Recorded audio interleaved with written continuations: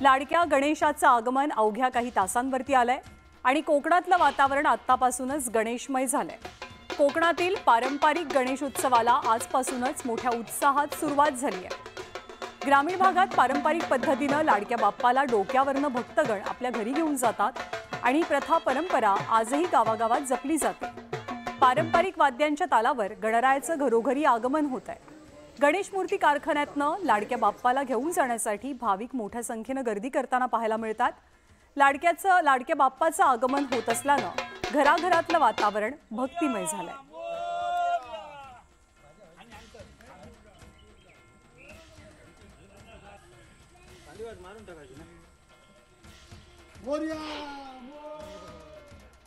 तर गणरायाच्या आगमनाची जोरदार तयारी सध्या राज्यभरात सुरू आहे।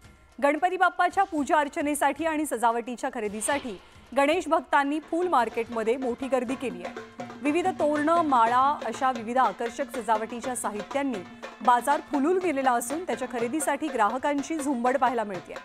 राज्यातल्या सर्वच बाजारपेठा गणेश भक्तांच्या गर्दीनं फुलून गेल्या। बाप्पाच्या प्रसादासाठी अनेक दुकानांमध्ये विविध पद्धतीचे मोदक सुद्धा पाहायला मिळतात।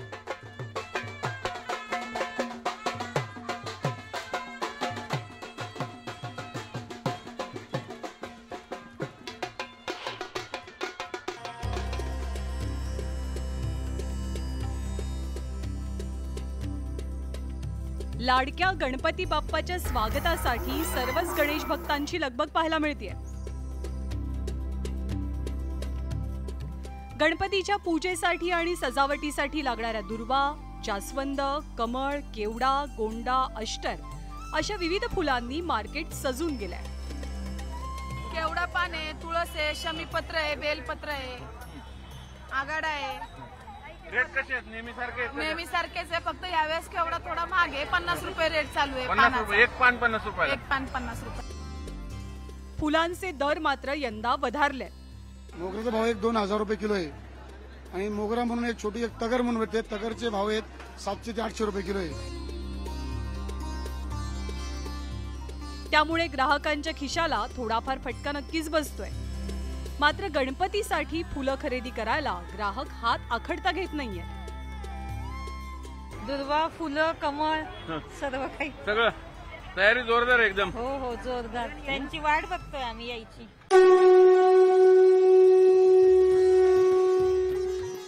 गणपती बाप्पाच्या पूजेसाठी लागणारी फुलं, फळं आणि भाज्यांसह विविध साहित्याच्या खरेदीसाठी गणेश भक्तांच्या गर्दीनं कोकणातल्या बाजारपेठांमध्ये झुंबड पाहायला मिळते। गणपती बाप्पाच्या सजावटीसाठी लागणाऱ्या आकर्षक मखरांच्या खरेदीसाठी ग्राहकांनी गर्दी केली आहे। सुबक नक्षीकाम केलेली आकर्षक मखरं यंदा बाजारात पाहायला मिळतात। सजावटीसाठी जे वेगवेगळ्या प्रकारच्या फुलांच्या माळा असतील तर अशा प्रकारचं सगळं साहित्य आम्ही प्रचंड पाऊस पडतोय तरीही उत्साहात आम्ही खरेदी केलेलं आहे। ते मार्केट इतकं भरलंय की म्हणजे काय घेऊन काही नाही, इतकी उत्सुकता लागली आता। गणपती केव्हा येणार, बाप्पा कधी घरी येणार आणि खूप मजा येते। आपल्या लाडक्या गणरायाच्या सजावटीत कोणतीही कमतरता राहू नये अशीच प्रत्येक भाविकाची इच्छा असते आणि याच भावनेमुळे बाजारपेठा गणेश भक्तांनी फुलून गेल्या। Bureau report, news 18 Lokmat. तर गणेशोत्सवाला अवघ्या काही तासांचीच प्रतीक्षा करायची आणि मग घरोघरी बाप्पाचं आगमन होणार आहे, प्रतिष्ठापना होणार आहे। महाराष्ट्रातल्या ज्या 2 प्रमुख शहरांमध्ये खूप मोठ्या प्रमाणात गणेशोत्सवाची धामधूम अनुभवायला मिळते त्या 2 शहरांमधनं आपले प्रतिनिधी आपल्यासोबत आहेत। मुंबईतनं श्रीकृष्ण औटी आपल्यासोबत आहेत, तर पुण्यामधनं वैभव सोनवणे माहिती देतील। सगळ्यात आधी मुंबई श्रीकृष्णकडे जाऊयात। श्रीकृष्ण, मुंबईच्या कोणत्या परिसरात तू आहेस आणि गणेशोत्सवाची कशी धामधूम, कशी लगबग पाहायला मिळते? नक्कीच पाहायला गेलं तर बाप्पाच्या आगमनाला, लाडक्या बाप्पाच्या आगमनाला अवघे काही तासच उरले असता मुंबईकरांनी मोठ्या प्रमाणात तोंबा गर्दी पाहायला मिळत आहे। आपण पाहू शकतो, मी सध्या उपस्थित आहे दादर येथे ठिकाणी। आपण पाहू शकतो मोठ्या प्रमाणात दादर येथे ठिकाणी नागरिकांची गर्दी पाहायला मिळत आहे।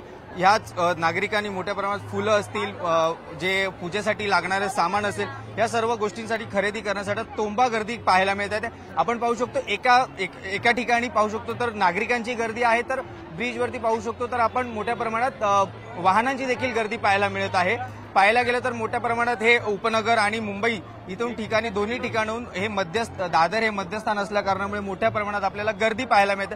आपल्यासोबत बोलण्यासाठी देखील फुलं काही लोक देखील आहेत. आपण जाणून घ्या, काय सांगाल सर, आज तुम्ही फुल मार्केटमध्ये हे करतात, विक्री करतात, कशा प्रकारे मागणी आहे मोठ्या प्रमाणात फुलांची देखील? भरपूर खूप महाग आहे, इतके महाग आहेत की दरवर्षी आम्ही दर टायमाला आम्ही हे फुलं 100-200 रुपयाने घेतो. आज 1600 रुपये 40 फुलांचा हार आहे, एवढा महाग आहे. सकाळपासून आपण किती प्रमाणात फुलांची विक्री केलेली आहे, कशा प्रकारे? तर मी तर विकत नाही, मी स्वतः विकत घ्यायला आलोय. ओके. पाहायला गेलं तर नागरिकांमध्ये देखील मोठ्या प्रमाणात उत्साह पाहायला मिळत आहे बाप्पाच्या आगमनासाठी. अगदी बरोबर आहे, कारण फुलांच्या सजावटीशिवाय गणरायाची सजावट ही अपुरी मानली जाते. कितीही महाग असली तरी सुद्धा गणपती बाप्पासाठी, लाडक्या बाप्पासाठी फुलं घेण्यासाठी भाविकांची तोबा गर्दी मुंबईच्या दादरच्या फुल मार्केटमध्ये पाहायला मिळते. आपण पुण्यात जातोय, पुण्यावरनं वैभव आपल्यासोबत आहे. वैभव, पुण्यामध्ये खरं तर कलात्मकता आणि परंपरेचं एकत्रित मिलाफ गणेशोत्सवादरम्यान आपल्याला पाहायला मिळतो. कसं सजलंय पुणे गणपती बाप्पाच्या स्वागतासाठी?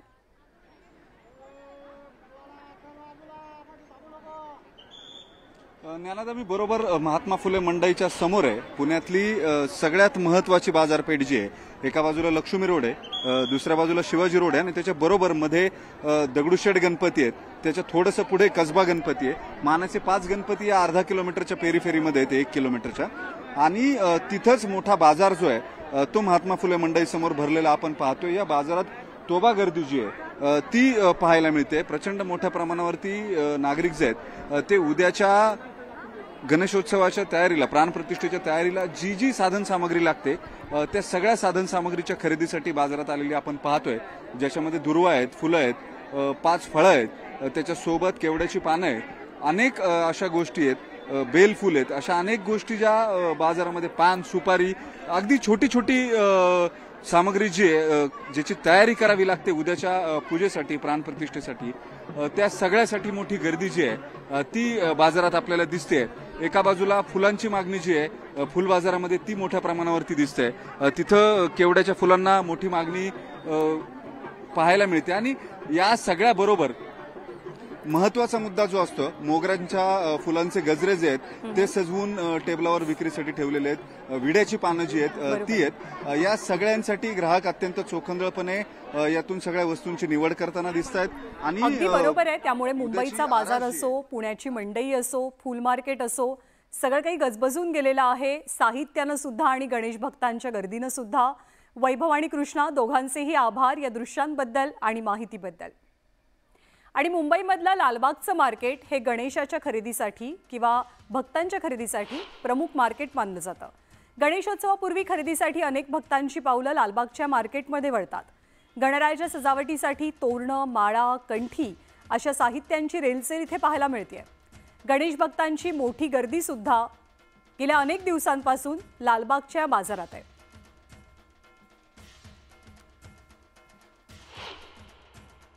मुंबईतील सार्वजनिक गणेशोत्सवाचं वैशिष्ट्य असतं 20, 22, 25 फुटी गणेशाच्या मूर्ती आणि याच गणेशाला सुंदर असा हार अर्पण करण्यासाठी रेडीमेड हार आपल्याला या ठिकाणी पाहायला मिळतात.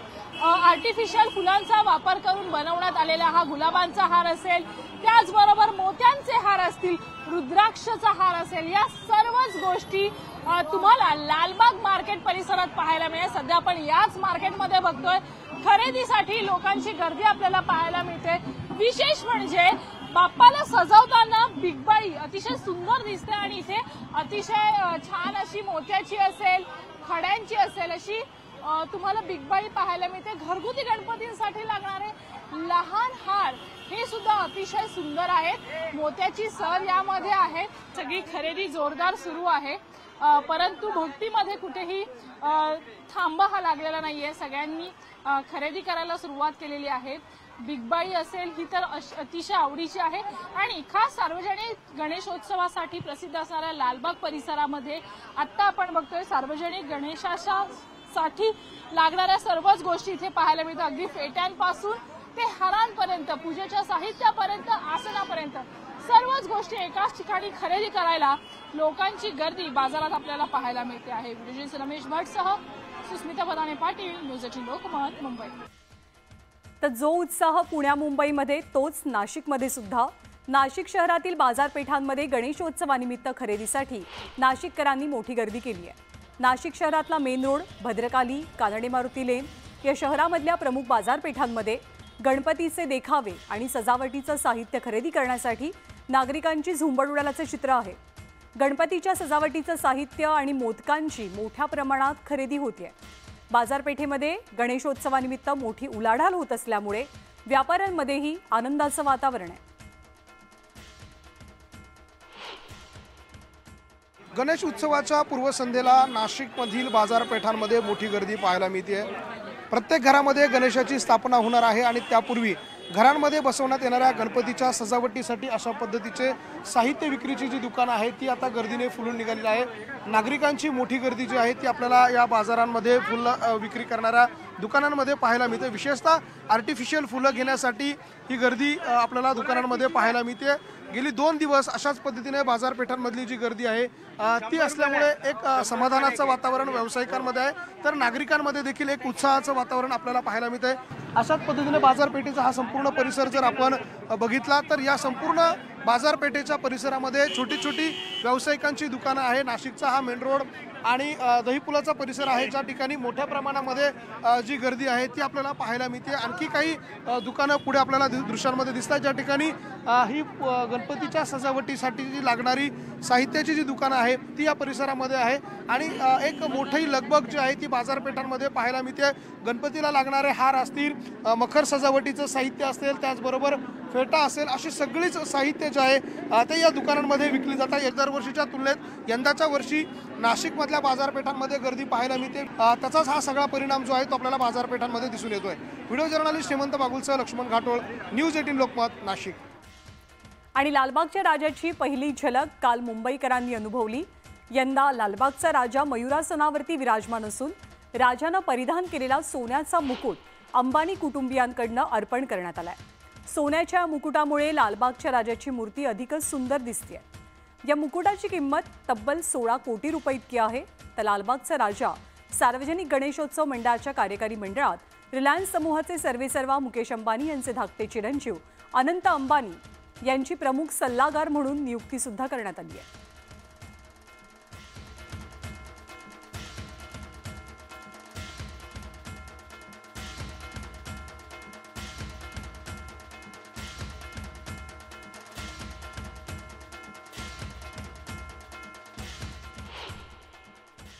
यावर्षी त्यांनी एक मंडळासाठी, लालबागच्या राजासाठी, या लालबागच्या राजाच्या असलेल्या श्रद्धेपायी आणि त्यांची जी भक्ती आहे त्या भक्तीसाठी त्यांनी लालबागच्या राजाच्या चरणी एक सोन्याचा मुकुट अर्पण केलेला आहे. हे जो सुवर्ण मुकुट आहे, या सुवर्ण मुकुटाचे जे वजन आहे ते 20 किलो आहे आणि त्याची किंमत देखील त्या अनुषंगाने 16 करोड रुपयाच्या आसपास किंमत झालेली आहे. सर्वांनी एकमताने आम्ही असा एक निर्णय घेतला की लालबागचा राजा सार्वजनिक गणेशोत्सव मंडळाचे यापुढील वर्षांसाठी माननीय अनंतजी मुकेश अंबानी हे मंडळाचे प्रमुख सल्लागार, कार्यकारी समिती या पदावर आम्ही त्यांना विनंती केली राहण्याची आणि हे पद मंडळाने त्यांना सर्वानुमते एकमताने त्यांना आम्ही दिलेलं आहे. तर ही आमच्यासाठी, आमच्या मंडळासाठी एक मोठी अभिमानाची गोष्ट आहे असं मला वाटतं. आणि लाडक्या बाप्पाचा सर्वात आवडता नैवेद्याचा पदार्थ म्हणजे मोदक. गणेशोत्सव असो किंवा इतर वेळी सुद्धा अनेक जण वेगवेगळ्या पद्धतीचे मोदक चाखण्यासाठी इच्छुक असतात. पण आता आम्ही तुम्हाला 24 कॅरेट सोन्याचा उकडीचा मोदक दाखवणार आहोत, जो तुम्ही आवडीनं खाल. विशेष म्हणजे यामध्ये सारणाच्या गाभ्याला हात न लावता हा मोदक तयार झालाय. नारळ, गूळ, खसखस यासोबतच ऑर्गॅनिक गुलकंद आणि केवडा याचा वापर करून हा मोदक तयार करण्यात आलाय. डोंबिवलीतील हॉटेल व्यावसायिक अद्वैत जोशी यांनी 24 कॅरेट सोन्याच्या मोदकाची संकल्पना साकारली. 120 ग्रॅम वजनाचा एक मोदक हा आहे आणि या एका मोदकाची किंमत आहे 1151 रुपये. तर एकाच वेळेला तुम्ही 11 मोदक ऑर्डर केले तर 1000 रुपयाला तुम्हाला एक मोदक मिळणार आहे. शिदोरीचा उकडीचा मोदक किंवा आंबा मोदक हा 85 ग्रॅमचा असतो. तर सुवर्ण मोदक 120 ग्रॅमचा आहे. उकडीच्या मोदकाच्या सारणामध्ये आपण गूळ, वेलची, नारळ, खसखस, जायफळ, केशर यांचा वापर करतो, तर सुवर्ण मोदकामध्ये त्याच बरोबरीने ऑर्गॅनिक गुलकंद आणि केवड्याचा स्वाद देण्यात आला आहे. आणि लाडकी बहीण योजनेच्या यशानंतर आता शिवसेनेची लाडकी बहीण कुटुंब भेट ही मोहीम राबवली जाणार आहे. शिवसैनिक आता महाराष्ट्राच्या प्रत्येक घराघरात पोहोचतील. प्रत्येक घरातील मुली आणि महिलांसह घरातल्या इतर सदस्यांना राज्य सरकारच्या विविध योजनांचा लाभ मिळतोय की नाही, तसंच त्यांना लाभ मिळालेला नसेल तर त्या कुटुंबाला तात्काळ लाभ मिळवून देण्यासाठी शिवसैनिक प्रशासकीय कागदपत्रांची पूर्तता करतील. शिवसैनिक दररोज 10 घरांमधील महिलांना आणि कुटुंबातल्या इतर सदस्यांना विविध योजनांची माहिती देतील आणि त्यांना त्या योजनेचा लाभ मिळाला आहे की नाही याची माहिती जाणून घेतील. ज्यांना योजनेचा लाभ मिळाला नसेल त्यांना तात्काळ योजनांचा लाभ मिळवून देण्यासाठी शिवसेना मदत करणार आहे.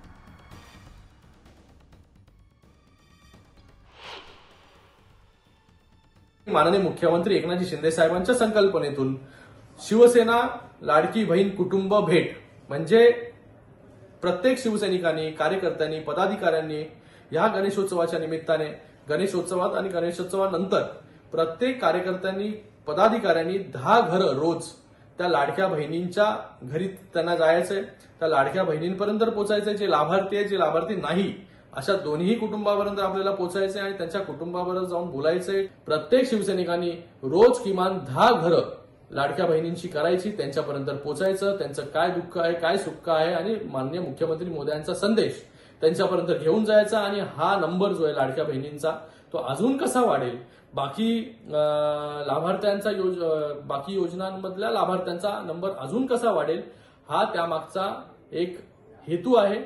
म्हणजे प्रत्येक घरामध्ये 2-3 लाभार्थी जे आहेत या महाराष्ट्रामध्ये तयार होतील. या अनुषंगाने माननीय मुख्यमंत्री एकनाथजी शिंदे साहेबांनी सगळ्या शिवसैनिकांना हा आदेश दिलेला आहे. तर शिवसेनेची ही योजना नेमकी काय आहे आणि ती कशी राबवली जाईल याची माहिती जाणून घेऊया. ही योजना असेल लाडकी बहीण कुटुंब भेट योजना. या योजनेअंतर्गत शिवसैनिक दररोज 10 कुटुंबांना भेट देणार आहे. 10 दिवसात 100 कुटुंबियांना शिवसैनिक भेटी देतील. राज्यभरातल्या प्रत्येक विधानसभा मतदारसंघातील शिवसेनेचे 100 शिवसैनिक दररोज 10 कुटुंबांना भेटणार आहेत. प्रत्येक विधानसभा मतदारसंघातील 100 शिवसैनिक 10 दिवसात 10,000 कुटुंबांच्या भेटी घेतील. आणि महाराष्ट्रामधल्या विधानसभेच्या निवडणुकांना काही महिने शिल्लक आहेत. राष्ट्रवादी काँग्रेस पक्षासाठी ही निवडणूक अतिशय महत्त्वाची आहे. लोकसभेला फारसं यश पदरी पडलं नसल्यामुळे शरद पवार यांच्यापासून वेगळे होऊन काय साध्य झालं असा प्रश्न अजित पवारांबाबत विरोधक उपस्थित करू लागले. एका इंग्रजी दैनिकाला दिलेल्या मुलाखतीत अजित पवारांनी 60 जागा लढवण्याचा मानस व्यक्त केलाय. युती असली तरी राष्ट्रवादी काँग्रेस पक्ष आपल्या धर्मनिरपेक्षतेच्या तत्वांशी कधीही तडजोड करणार नाही असं महत्त्वाचं वक्तव्य अजित पवारांनी केलंय. तर चेहरा ठरवणं ही सध्याची प्राथमिकता नाही असं अजित पवार म्हणतात.